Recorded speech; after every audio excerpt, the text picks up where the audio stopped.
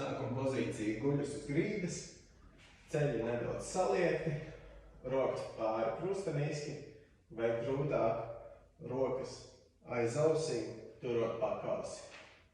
Un kustība sekojoši. Lāpstiņš paceļās no grīdas un mēs turpinām augšā līdz sasniedzam ceļus.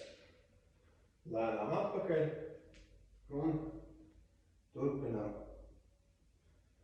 Varam strauji kustēties uz augšu, bet vienmērīgi lēnām uz leju.